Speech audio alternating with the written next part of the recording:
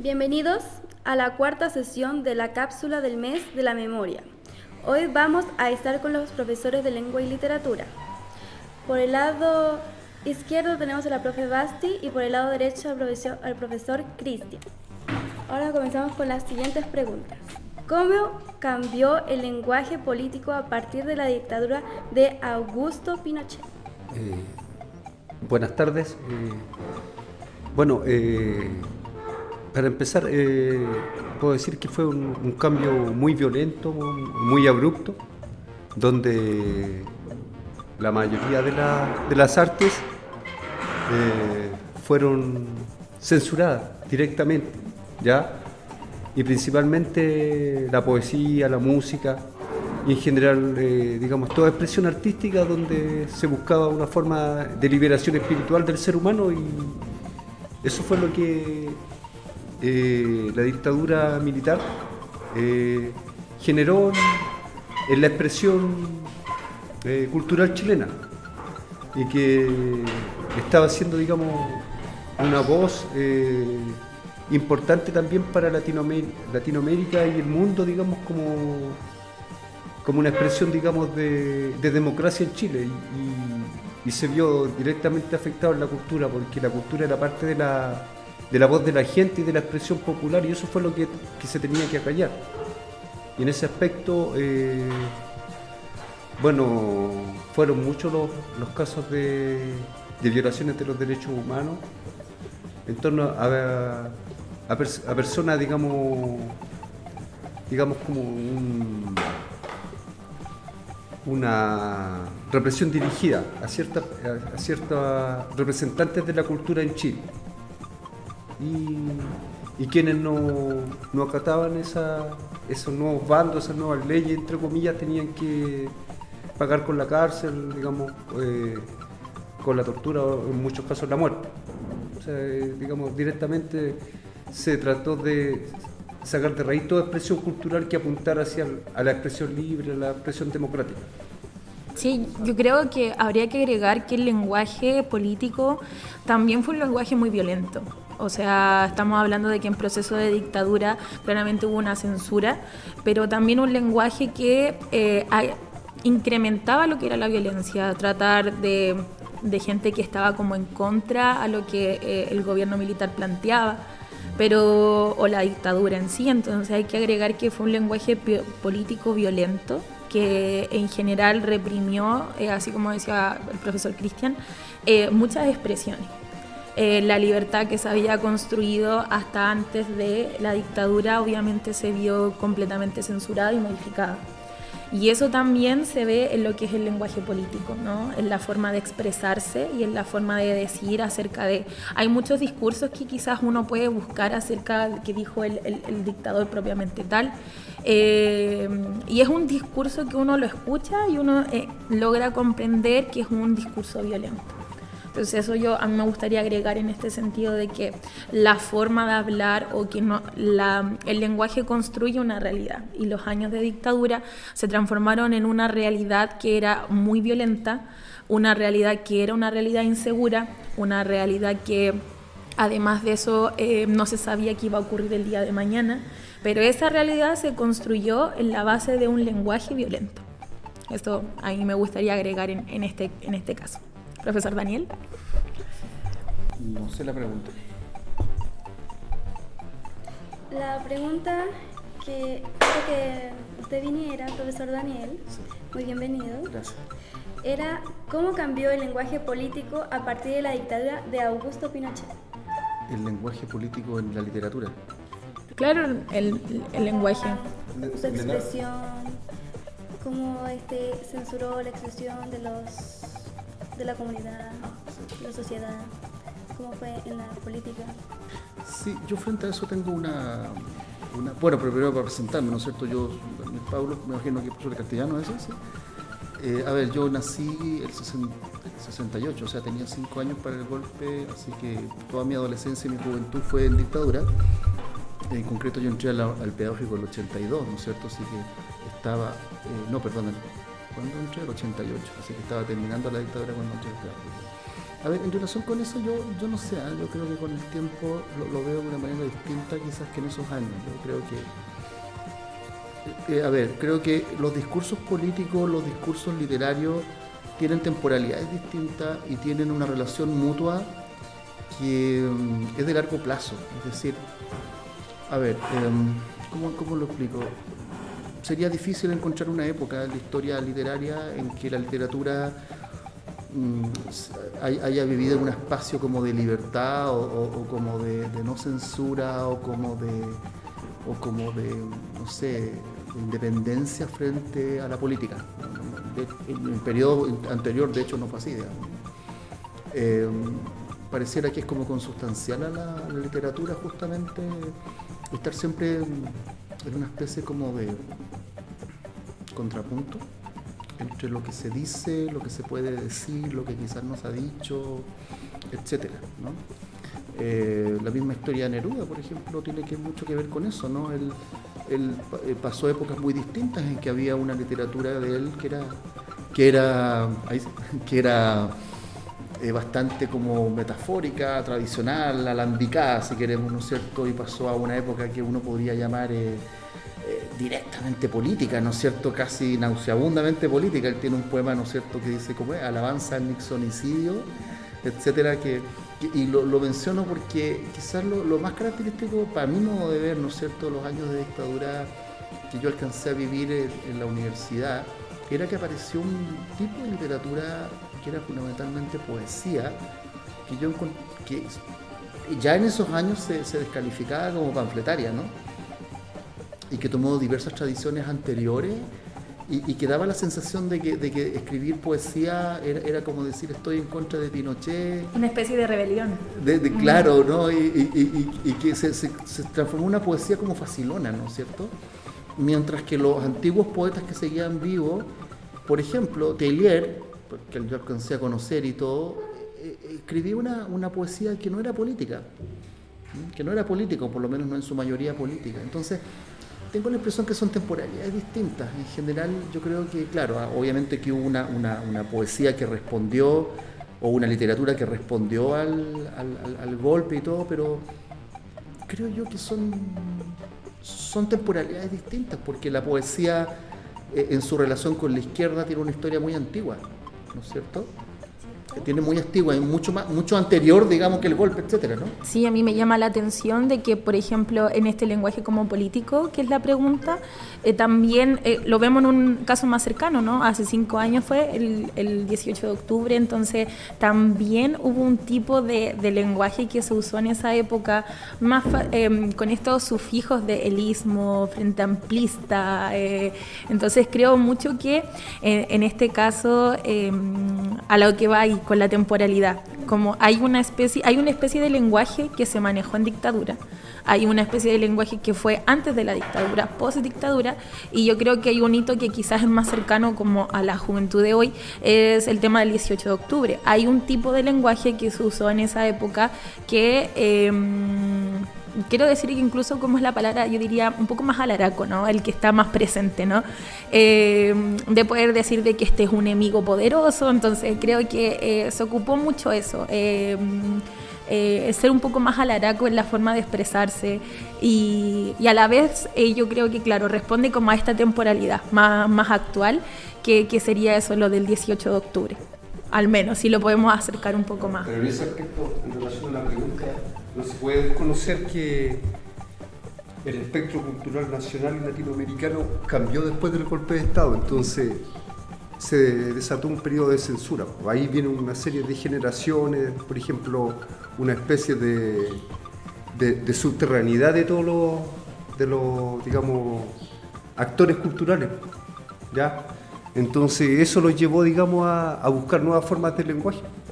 Y tomando en cuenta, por ejemplo, lo que dijo el colega Daniel en torno a la poesía del poeta Jorge Teillier, él, digamos, no es que, digamos, fuera un poeta político, su poesía no fuera política, sino que él estaba en búsqueda de esa pérdida de lo que era el arte, digamos, de un espacio, de un lugar perdido por la sociedad, por la irrupción, digamos, de la sociedad, digamos, capitalista, y buscaba un refugio a partir de lo que era la poesía, y su vínculo lo encontraba, digamos, o surgió a partir de los poetas rusos futuristas, y lo trajo, digamos, como poética propia a Chile. Y no es que, digamos, estuviera siendo como un poeta político, sino que estaba, digamos, sumergido, digamos, en su propio yo interior, en su propio yo poético. Así como, por ejemplo, la generación del 79, por ejemplo, surgió un colectivo, el colectivo CADA, que era el colectivo de acciones de arte, donde se juntaban poetas, artistas visuales, músicos, pintores, etc. Y ellos también manifestaban, digamos, su subterraneidad, digamos, su subducción, de algún modo, con acciones, digamos, que no estaban, digamos, dentro del aspecto panfletario, pero sí de impactar socialmente frente a este momento, digamos, que está, digamos, cargado de censura, de asesinatos, de proscripciones, digamos. Surgen muchos talleres literarios durante la dictadura, donde ahí también se ven la calidad poética que aparece. Luego de toda esta generación panfletaria de la que hablan, digamos que, como decían, que para ser poeta había que estar en contra de Pinochet y ser, digamos, directamente un opositor a la dictadura. Sí, perdona, justamente para reforzar eso, o sea, una cosa es, a ver, el pensamiento político que puedan tener los poetas, ¿no es cierto? La práctica que se relaciona con la literatura, ¿no es cierto? En esa época las peñas o los centros culturales o los colectivos que eran tan comunes, ¿no es cierto? Desde también muchos años antes, que tienen siempre una posición política y que suele ser anticapitalista, ¿no? Porque son muy pocos los escritores que en el siglo XX se han definido, los futuristas que tú mencionaste, ¿no es cierto?, en Europa, que uno dice que tenían vínculos con el fascismo. La mayoría siempre ha sido como de izquierda, por así decirlo. Pero otra cosa es que el lenguaje poético represente eso, refleje eso, ¿no es cierto? El lenguaje poético tiene una temporalidad mucho más larga, mucho más antigua, que no siempre implica yo encuentro esa reproducción directa de lo que está pasando en el momento. Creo que un ejemplo claro es Parra, ¿no es cierto? Claro. ¿En qué sentido Parra es un escritor político? Sí, mucho, pero ¿en qué sentido se puede relacionar ese politicismo con la dictadura? Ya, eso es harto más complicado, te fijas, harto más complicado. De hecho, ustedes saben que en esa época sufrió bastante rechazo porque nunca se definió como alguien de izquierda, y es muy conocido, o sea, el tecito que se sirvió con Nixon. Fue ninguneado, digamos, por la dictadura y también por la izquierda. Exactamente. Entonces, y de Neruda, la época menos apreciada es su época más política. Entonces, y los poetas más políticos, la verdad es que pasan rápidamente como a la historia. Entonces, a mí me pasa eso, ¿no? Que esta pregunta por la relación que tiene la poesía o el cuento, etcétera, con la política es compleja, porque no es tan simple, es bastante difusa, quizás sea mucho menos relevante de lo que parece, por lo menos cuando uno alude a la política como lo que está pasando políticamente en el momento. Responde a veces a los contextos culturales y otras veces al contexto interior del poeta, sí. de su pulsión interior, porque a veces hay poetas que no están, digamos, como muy relacionados con lo que ocurre socialmente, digamos, políticamente, pero sí están creando una obra potente. Pero yo ahí no sé, ¿tú crees que la pulsión interior de un artista sea lo más importante? Yo suelo ser menos subjetivista. Claro, porque ahí está la libertad creativa.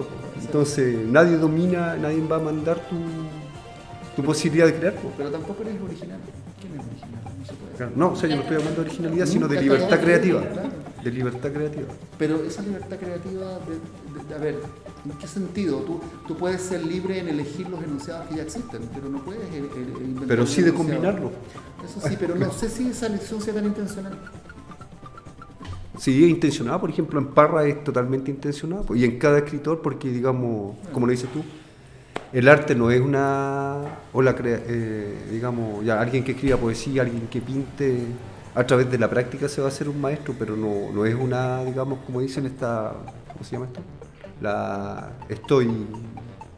¿Cómo se llama la palabra cuando uno está como capacitado para escribir un poema? O está con la inspiración. La inspiración no es divina, la inspiración es producto del trabajo. Entonces, alguien que trabaja harto va a producir mejores poemas, alguien que toca más guitarra va a producir más, no sé, pues más temas con composiciones mejores.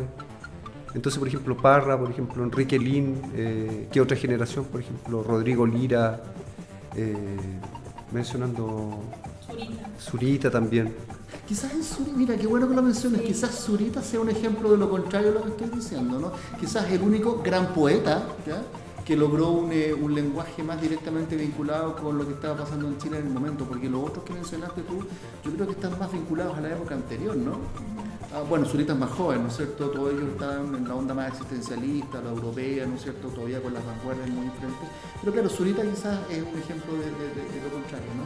Sí, yo siento que Zurita capta como la visión del momento, como estaba pensando en el texto que tiene, que es Antiparaíso. Creo que capta la sensación y el movimiento, o sea, porque Antiparaíso se publicó creo que en el 82, entonces creo que capta muy bien lo que justamente estamos conversando. Creo que no responde a una temporalidad antigua, ni tampoco a una muy futurista, sino que es del momento, que claramente ahora, si yo leo a Zurita, lo voy a entender con otro contexto, pero capta lo que pasaba en ese momento políticamente hablando. ¿Quién más puede ser ejemplo de lo contrario? La Carmen Berenguer, algunas poetas, perdona. Sí, tengo que decir algo muy importante, y es como los poetas que acaban de mencionar igual sufrieron mucho en la época de Pinochet. Por ejemplo, los poetas chilenos tuvieron que exiliarse, y eso es lo que me lleva a la pregunta 2, que es ¿cómo influyó el exilio en poetas y escritores en la evolución del lenguaje literario chileno? Demasiado, creo yo. En algunos sí. Yo no sé si necesariamente en poetas, a mí me gusta mucho más la narrativa, pero yo creo que sí influye un poco el exilio en el contexto de los escritores y poetas y poetisas y escritoras también, porque de alguna otra forma, algo que yo hablo harto con los estudiantes, que el contexto de producción claramente se ve afectado en lo que está viviendo el propio escritor o el propio poeta. Entonces yo creo que sí influye en la forma de escribir. Yo soy muy fan del Lemebel, de esa escritura en disidencia, porque Lemebel no solamente era alguien que estaba en contra de la dictadura, sino que él era parte de una comunidad que fue invisibilizada en esa época.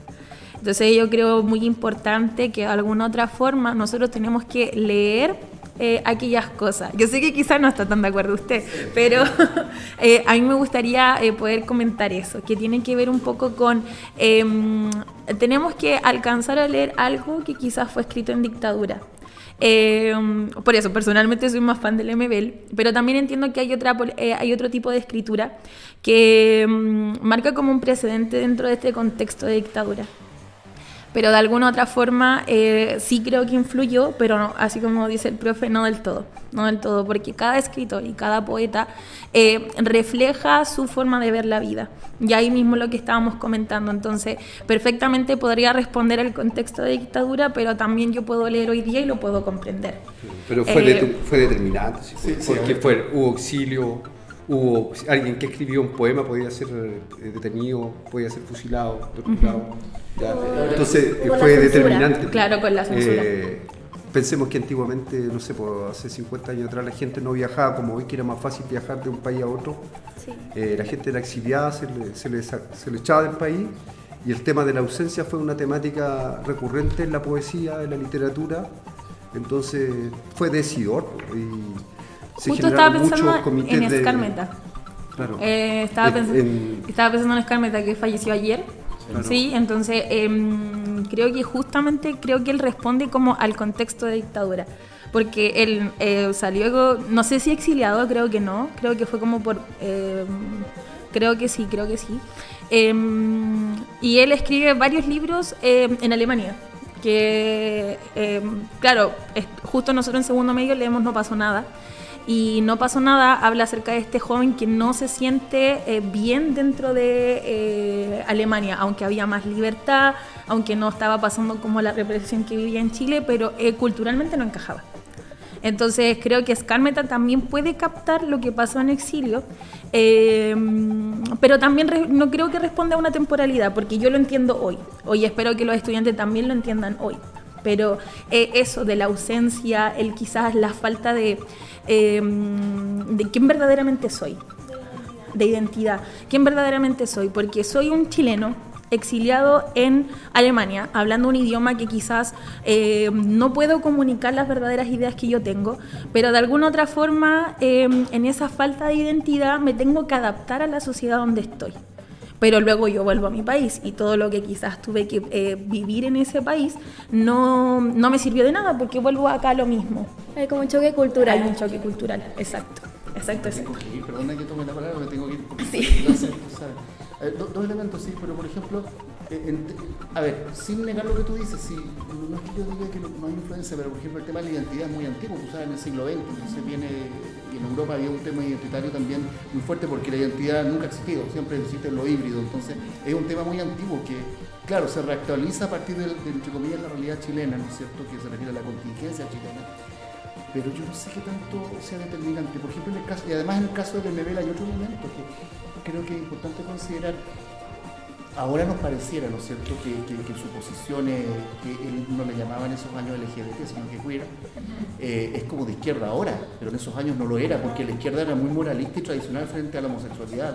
Entonces, también hay cambios de registros que a veces nos hacen ver ahora las cosas de una forma distinta. Por lo demás, tuvo hartos problemas con el Partido Comunista justamente por eso, ¿no? No solamente, sino que aunque no era el escritor Orlando Jiménez, porque no lo aceptaban por comunista que tenía una moral en esos años muy férrea en esos ámbitos.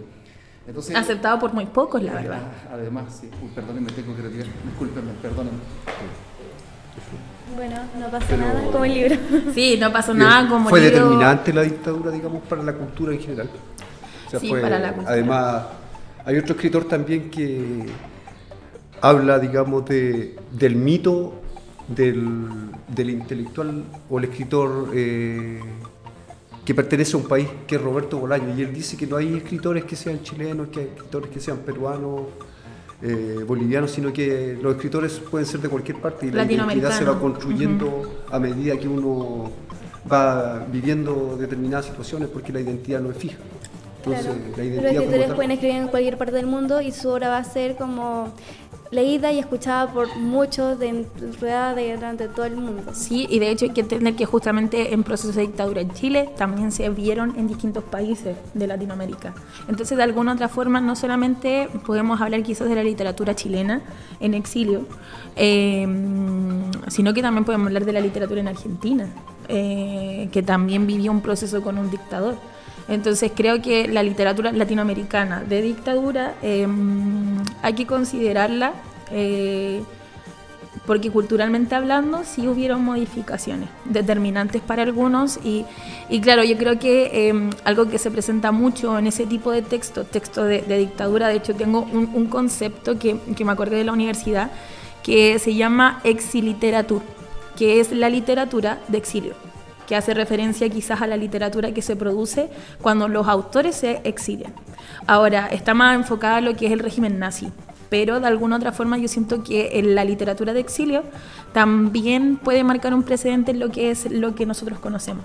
Pero también no hablando solamente de lo que pasó en Chile, sino en Latinoamérica. Creo que también hubo un proceso donde se trata de influir o se trata de escribir desde un lugar que no es tu casa. Y ahora podemos pasar a la pregunta 3, que es ¿cómo se modificó la enseñanza educativa en Chile con respecto al lenguaje durante la dictadura? ¿Al lengua y literatura o lenguaje como la asignatura? ¿O en general? En general. Primero en general y después como... En específico. En específico la asignatura. Claro. Bueno, en mi caso yo no estuve como presente en esos años porque yo nací mucho después, pero creo que como sistema educativo hubo claramente cambios. En específico yo creo que afecta esto mismo que hemos estado conversando acerca de la censura. Obviamente basado en un régimen que era militar, que era donde había una persona a cargo como dictadura, yo sí considero que hubiera un cambio. O sea, claramente lo que yo enseñaba tenía que estar aprobado, ¿no? Por una persona que quizás no era parte de un sistema educativo, ¿no? Entonces, siento yo que las modificaciones que se realizaron quizás todavía se mantienen al día de hoy, algunos decretos, algunas modificaciones que tienen que ver con la propia enseñanza. No sé si en aquellos años ya teníamos enseñanza como jornadas completas, pero de alguna otra forma creo que se modificaron elementos así, de la enseñanza propiamente tal y de lo que se impartía en clase. Pensando también de que era una cultura bastante moralista, ¿no? Entonces muy reservada, no podíamos quizás enseñar lo que hoy día nosotros les decimos, ¿no? Leamos autores de la comunidad LGTBIQ+, partamos por eso, leamos algo que escribió alguien de izquierda. Claro, leamos poesía, por ejemplo, poesía erótica. Claro, leamos estas cosas, yo creo que todo eso hay una modificación. Previo al gobierno militar también habían modificaciones, pero sí, donde hubo más censura fue en los años del 73 al 80. Claro, o sea, habían ciertos escritores que no se podían, 80, creo. que no se podían leer. Por ejemplo, como la palabra que se utiliza, estaban vedados, o sea, estaban censurados, ¿no? Y ciertos profesores que, por ejemplo, pasaban estos escritores eran considerados apuntados con el dedo, muchas veces como puestos en listas negras, ¿ya? Y no sé, por ejemplo, escritores como por ejemplo Miguel Hernández, español, no sé, pues Eduardo Galeano, no sé, a ver, ¿quién más podríamos hablar? Poetas también chilenos también eran censurados, entonces no, Gabriel García Lorca también, no, eran poesía, digamos, que no estaba dentro de los del régimen, o sea, como que el régimen no permitía ese tipo de literatura. Claro, no se permitía. Entonces, y la persona, digamos, que en los primeros tiempos de la dictadura, digamos, ya, igual la censura fue constante, güey. Poco a poco se empezó a dar apertura, pero habían escritores que no se podían enseñar, que estaban prohibidos. Derechamente prohibidos, claro, porque al final donde representaban un pensamiento político distinto, ya eso te hacía directamente ser parte de una censura. Entonces creo importante, así como decía el profe, que creo que fue hasta una represión y persecución, ¿no? Hasta estos profesores. También hacer entender de que desaparecieron muchas profesoras y profesores dentro de este sistema o de esta dictadura, ¿no? Por lo mismo, porque al final el ser profesor en aquella época sí te marca, un profesor siempre tiene que estar como, personalmente hablando, como en la lucha, ¿no? Tiene que estar dentro de buscando la igualdad en la educación.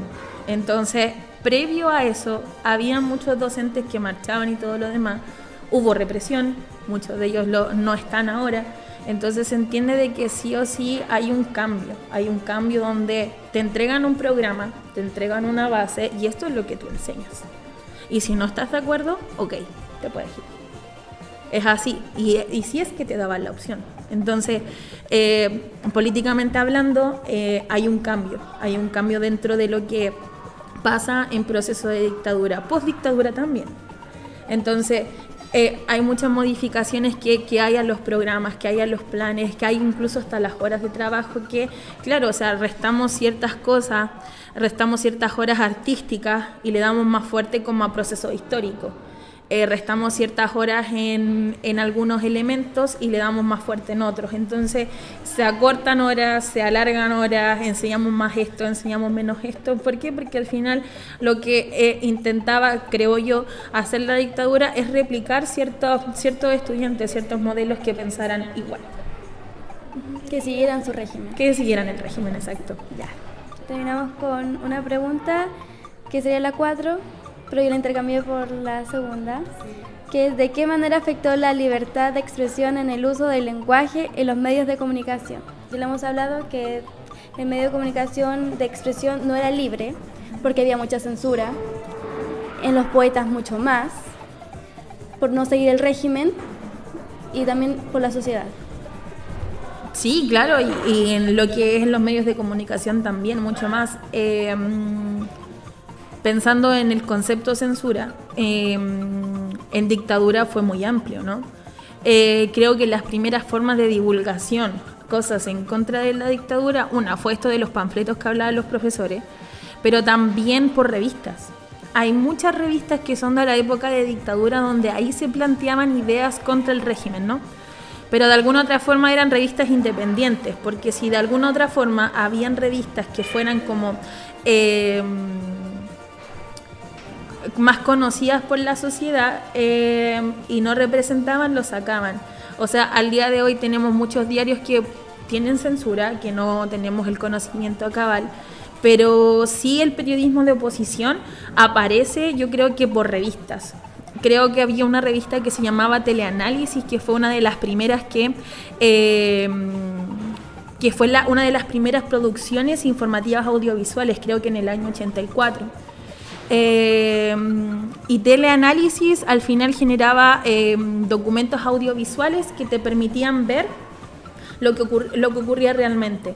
Pero estamos hablando del 84 y ya habían pasado 11, 12 años desde que empezó la dictadura, entonces claramente hubo una censura en la libertad de expresión.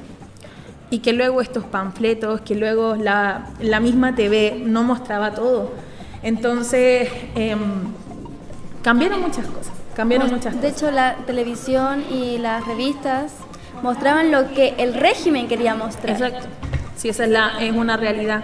Entonces, por eso aparecen luego de ciertos años estas revistas más independientes, productoras más independientes que dentro de los años que ya había ocurrido o ya había estado la dictadura, perdieron cierto temor a esta censura y empezaron a generar contenido, empezaron a divulgarlo, porque ya como suficiente, ¿no? Entonces, sí hubo harta censura, creo que en esos años nace Televisión Nacional, ¿no? O antes, fue antes, pero de alguna otra forma ellos eran como los únicos que podían como mostrar ciertas cosas, ¿o no?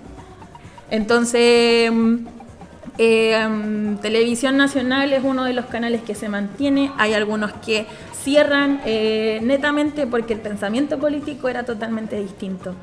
Pero muy pocos se mantienen el día de hoy, muchos diarios también modificados al día de hoy todavía se mantienen así, entonces representan un pensamiento político y aquellos que piensan distinto no encasillan ahí. ¿Alguna pregunta que quiera hacer usted?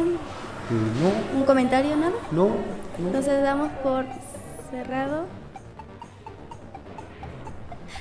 Damos por cerrado, pero antes voy a leerles un breve poema que es sobre la dictadura de Augusto Pinochet, se escribió durante esa época. Dice: tardanza.